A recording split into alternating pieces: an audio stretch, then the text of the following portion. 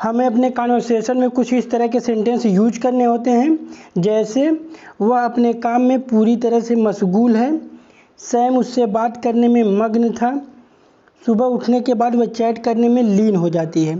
तो देखते हैं इस तरह के सेंटेंस को इंग्लिश में किस तरह से एक्सप्रेस किया जा सकता है। तो बेसिकली इस वीडियो में हम सीखने वाले हैं इंग्रोस्ड इन के यूज के बारे में, जिसका हिंदी में मीनिंग होता है मशगूल होना, लीन या मग्न होना। इंग्लिश में इसकी मीनिंग होती है giving all your attention to something. तो जब engrossed in as a adjective use होता है तो जनरली इसके साथ वर्ब बी या गेट यूज होता है। तो पहले कुछ एग्जाम्पल के थ्रू बी इंग्रोस्ड इन के यूज को देखते हैं। तो बी की प्रेजेंट फॉर्म होती है इज एम आर, बी की पास्ट फॉर्म होती है वाज वर। अगर फ्यूचर में बी को यूज करना होगा तो विल बी यूज करेंगे।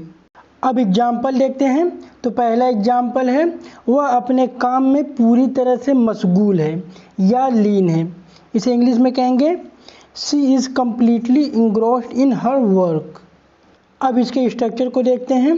तो इसमें सबसे पहले सब्जेक्ट यूज करते हैं, उसके बाद सेंस के अकॉर्डिंग बी की कोई फॉर्म यूज कर लेते हैं, उसके बाद इंग्रोस्ड इन यूज करते हैं, उसके बाद जिरंड यानी कि वर्ब की आईएनजी फॉर्म या नाउन यूज कर लेते हैं। अगर कहना हो वह अपना काम करने में पूरी तरह से लीन है तो इसे इंग्लिश में कहेंगे she is completely engrossed in doing her work. Next example है सैम उससे बात करने में मशगूल था या मग्न था। Sam was engrossed in talking to her, Sam was engrossed in talking to her. Next example है वे शतरंज खेलने में मग्न होंगे या लीन होंगे। They will be engrossed in playing chess, they will be engrossed in playing chess.